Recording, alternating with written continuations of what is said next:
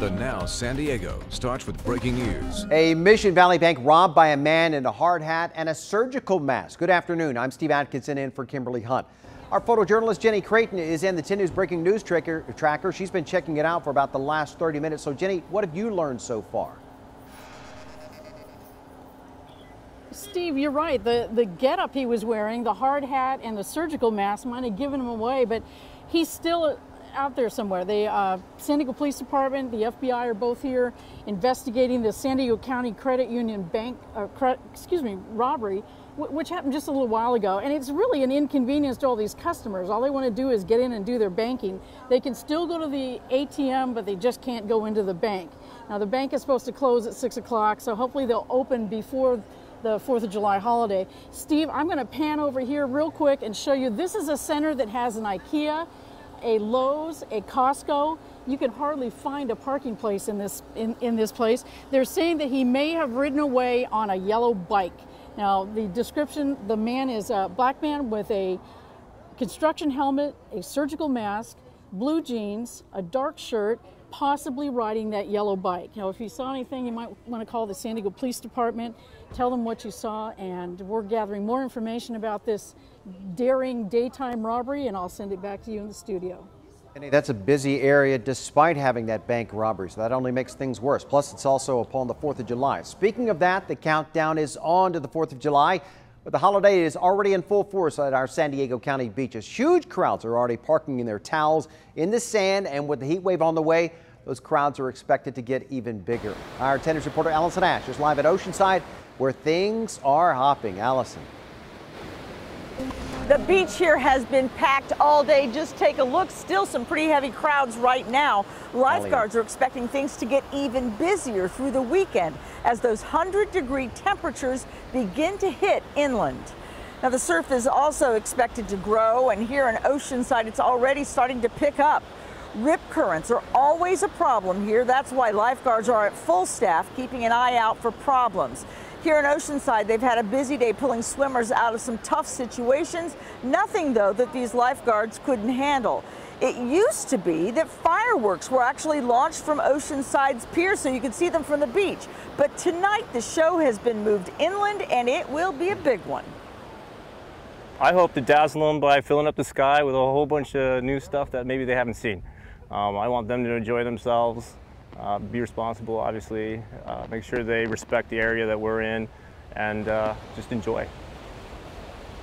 Pyrotechnics experts have been setting up the charges all day long. The show gets underway in East Oceanside near Rancho del Oro tonight at 9. Now, Oceanside is celebrating its 130th birthday tonight, also our nation's birthday.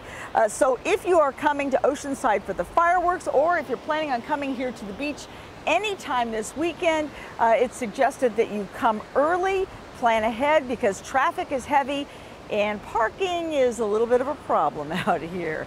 Reporting live in Oceanside, Allison Ash, 10 News. Bring your patience. All right, Allison, get that swim cap on, get in the water. All right, meanwhile, final preparations are underway for other fireworks celebrations all around the county.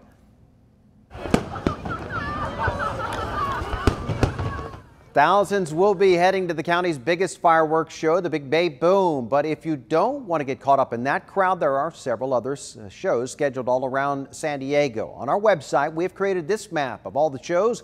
It includes specific locations and times. You can find that right now on 10news.com on our homepage under the Exploring San Diego section.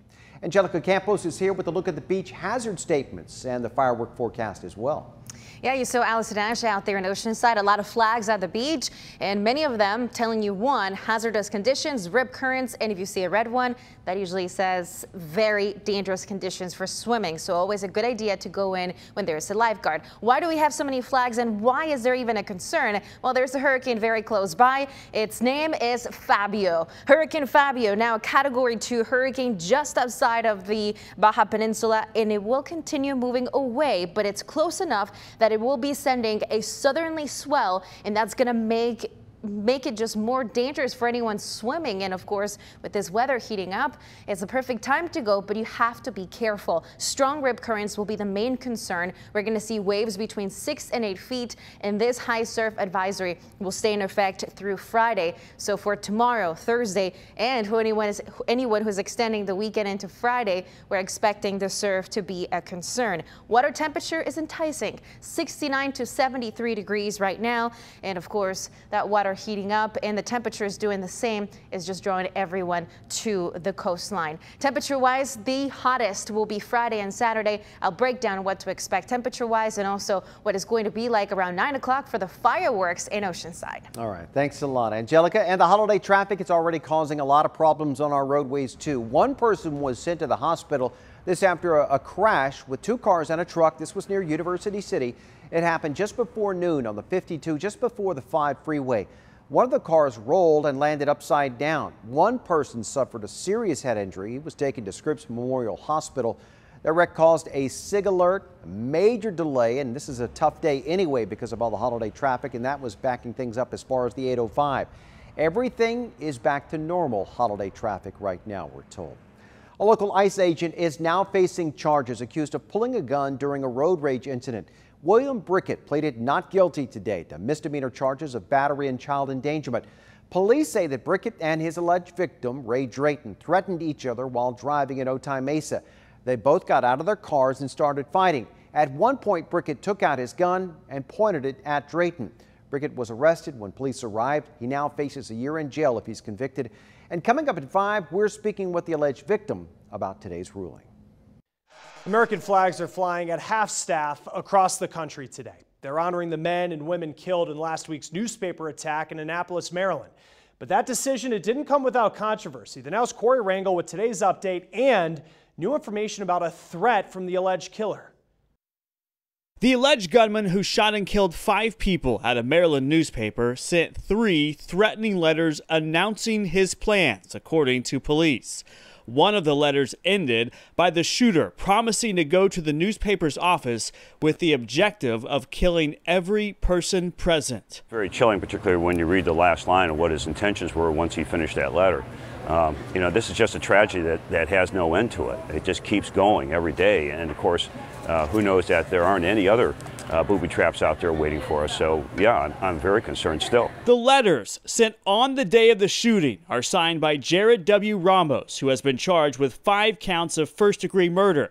He filed a defamation suit against the newspaper 6 years ago that went nowhere, but he has a documented track record of harassing the paper's employees, including its former editor. I slept with a baseball bat alongside me for many months. Was I concerned? I think that demonstrates that. Meanwhile, today the White House reversed its decision and ordered flags be flown at half-staff to remember the victims killed in the shooting.